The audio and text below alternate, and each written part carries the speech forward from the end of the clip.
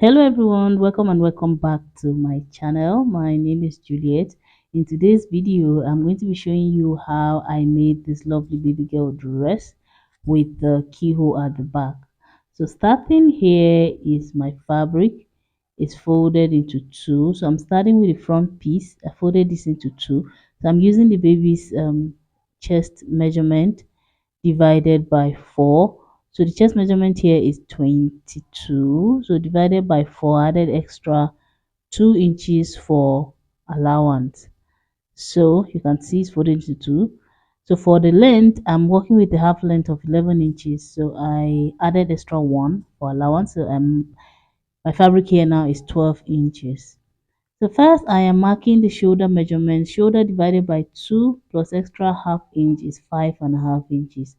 I also went ahead to mark the armhole of 6 inches like so. I'm marking the shoulder measurement again down here so that I have a straight line. So using my ruler, I'm connecting all the dots together as you can see. And I'm also going to extend the armhole line like so. Now next I am going to mark 2.5 inches in from the midpoint, and then on the armhole line I'll go down by half inch. I'll connect both points together to slant the shoulder. Next, now from that slant I'm going to get the midpoint, which is 2.5 inches, and then I'll come in by half inch from that point, quarter inch, sorry, and then I will connect back to the shoulder and then curve the rest of the armhole. I'm using my armhole curve at this point. Next, now I am marking the neck width, so I am using 3.5 inches for this neck width. So I mark 3.5 inches for the neck width, and then for the neck depth for the front piece I mark 3 inches. So 3 inches deep and then 3.5 inches wide for the front neck. So after connecting into a square, now I'm going to make a curve like so.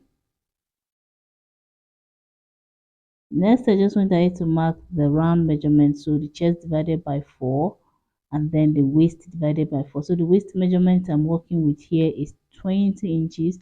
So I just added half inch extra to the quarter measurement just for ease, as this is for a baby. So I'm just connecting that. The rest of the 2 inches is for seam allowance that is left there, and you can see.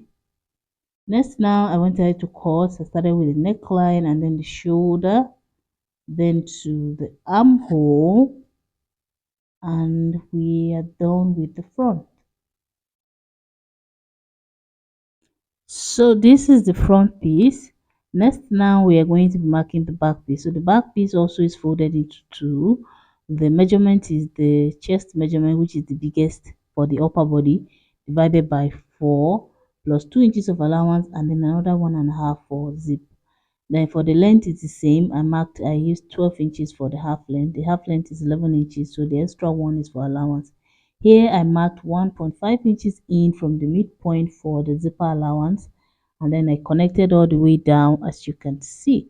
So every measurement is going to start from that zip line now. So from the zip line I marked the shoulder, which is 5.5 inches, and then I am marking the armhole just like the front, 6 inches, and then I'm going to connect same as we did for the front, and also extend the armhole line like so. Coming back to this upper part now, from that zip line again I'm going in by 2.5 inches. I'm coming down by half inch on the armhole line, and I am connecting, and then I'm going to get the midpoint of that armhole now, which is about 2.5 inches, and then I'm going to come in by half inch, by quarter inch, 0.25, connect back to the shoulder, and then curve from the midpoint back to the rest of the armhole. Next, now from the zip line again, I'm just marking quarter of the chest measurement and then quarter of the waist measurement. I added extra half inch to both of them for ease. For the back neckline, the width is 3.5, same as the front, and then the depth I marked 1 inch.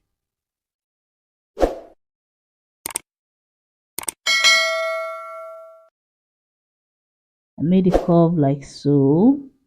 And then now to the keyhole, I came up by 4 inches from the lower part of the dress, and then from the neckline I came down by 1.5 inches. So the space between that 1.5 inches to the 4 inches up, I got the middle, and then I went in by 2.5 inches. I'm going to connect these 3 points together to form a curve, which is going to be our keyhole. So at this point, your keyhole can have whatever shape that you want. It doesn't have to be round. You can be really creative with it.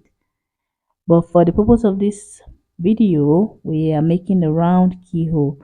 So on this down part, I went in by ½ inch, and then from the shoulder, I marked the chest line, which is 6 inches, and then I am connecting just to tighten the back a bit, even though kids don't have any sort of shape, but yeah, kind of helped. So I am cutting. I started with the neckline, then the shoulder, and then the armhole, and then we are opening up the center part. I'm also cutting out this slant, and then it's time to cut out the keyhole, as you can see.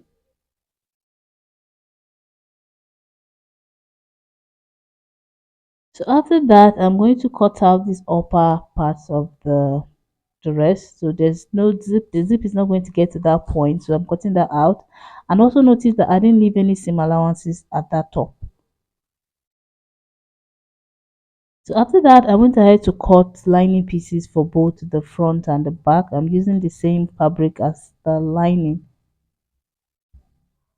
And then it's time to sew. So I'm going to place the front piece and the back pieces right sides together, and then I will go and sew the shoulder using ½ inch.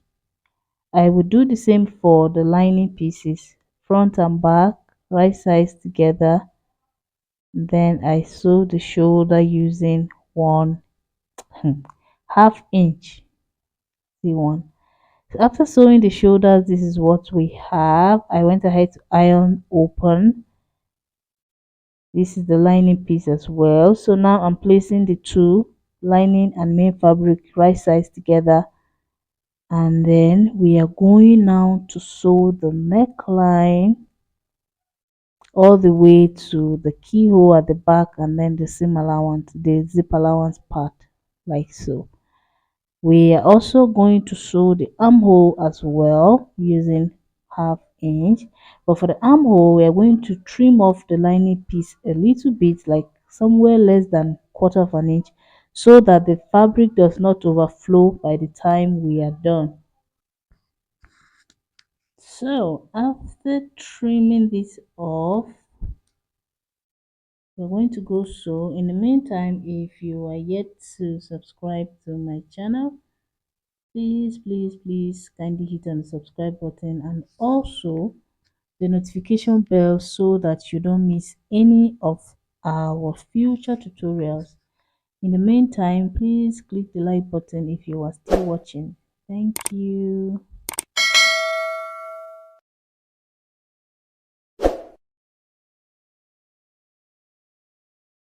So this is it after sewing the armhole and the neckline and the keyhole and the zip allowance. So I'm just making tiny cuts very close to the seam line, but not past that seam line. So for some reason my scissors, the tip of my scissors is just too blunt, and I don't want to use the other part of it so that it doesn't mistakenly go too deep. Then I'm cutting out the corners as well. So everywhere there's a sharp corner, I cut out the excess fabric. And then I am also notching the neckline all the way around. All the corners, I'll just cut all the corners off, as you would see.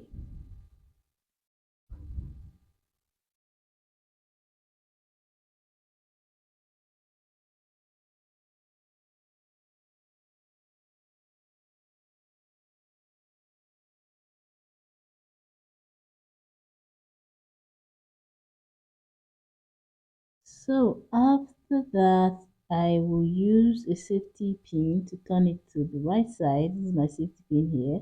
So at the back, I'm going to hold one piece of the back and then put it through the shoulder like so, all the way to the front, and then pull it out.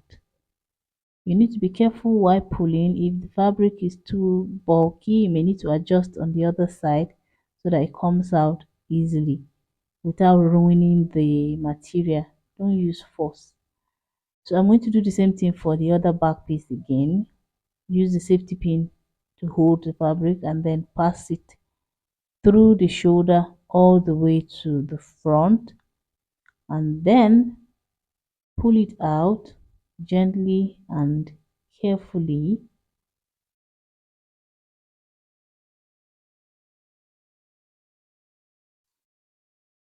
After which it's time to iron, but first you will need a sharp object to kind of push out the corners so that they relax. I'm just using the tip of my scissors, as you can see.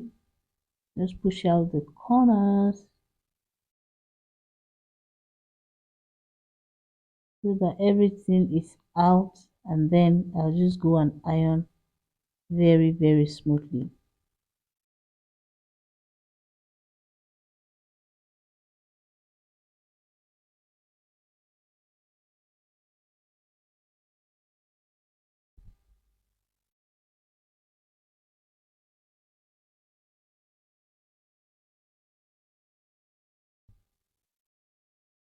So I'll just iron this now very quickly and then show you what it looks like. So this is it after ironing, and next is time to go and sew the zip allowance. So folding the back piece into two now, we're going to mark 1 inch from the lower part, 1 inch all the way up, and then we are going to go sew that 1 inch down. That's going to be our zip allowance. After which I went ahead to iron, and this is what we have. Next now is time to join the front and the back pieces together on the side seam. So I'm going to go ahead and mark. So quarter of the chest measurement, I added extra ½ inch, so I marked 6 on the chest part and then 5.5 on the waist. So the waist measurement is 20 inches. Now you can just connect like so and then do it again on this other side, and just go and join your fabric using that line, or you can make it neater on the inside, which I will also show you in a minute. Now in that case, if you want to make it a lot neater, if not, you just go now and sew these two lines and you're good. Just weave the other part. But to make it neater, we are going to hold the seam, front piece to front piece, like front piece of the lining and front piece of the main fabric together, and then back piece of the lining and back piece of the front fabric together. So in which case you will need to mark on the wrong side. So this is what I'm doing now. I went in from that crease in the middle. I'm just marking my chest measurement, quarter of the chest measurement, and then quarter of the waist measurement. So we're going to turn it. So our markings are all on the front, on the wrong side of the front lining and then front main fabric. So this is how we're going to hold that and sew. So I'm turning to this other side. This is still the front part of the upper body. So I'm marking the measurements again. See that they both connect at the chest point, or rather the armhole point. So now we're going to match that point. The armhole needs to really match. It shouldn't, like, it should match. After sewing, this is what we have. Both the inside and the outside are all clean. No seam allowances are showing. So now I'm opening up the zip line. When I to open up the zip line, this is the lower part of the skirt. It is 2 inches long. I'm folding it into 4. As you can see, I've already hemmed the lower part of it. I just folded it twice. So here now I'm placing 11 inches at the beginning, and then we'll mark the remaining length of our dress. So I'm working with 27 inches in total. So this is what we have here. I just went ahead to notch that point, and the center point is already notched kind of because the fabric was joined together. So this is the upper bodice now. We are going to place the midpoint of this lower skirt to the midpoint of the bodice, and then the part we notched, we are going to place it here, one of it, and then the edge is going to be placed at the edge. So at this point you must have finished your zip allowance on the lower skirt. If you're turning it with lining, you have to turn it already. There's no lining here, so that part is just folded. So here now I also pinned the notch to the other side seam and then the edge to the other edge. So I'm going to go make pleats or gathers, and notice I'm sewing only on the main fabric piece. The lining piece is not sewn on it. That is so that I make the inside neater by the time I'm done. So after sewing, this is what I have. I'm just going to fold in the lining piece to cover the raw edges of the lower part that we have sewn already. So you can go ahead and hand tack that into place so that it sits very neatly on the inside. So after that, we are going to join the dress together. So from the half length I came down by 5 inches. So from that 5 inch point, we are going to join using the zip allowance, which is 1 inch, and then from that point up, we'll add our zipper to it.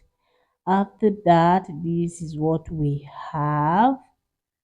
This is our finished dress. I've added the zip. So on the shoulder, I added a tiny hook, that brow hook, two of them at the upper part.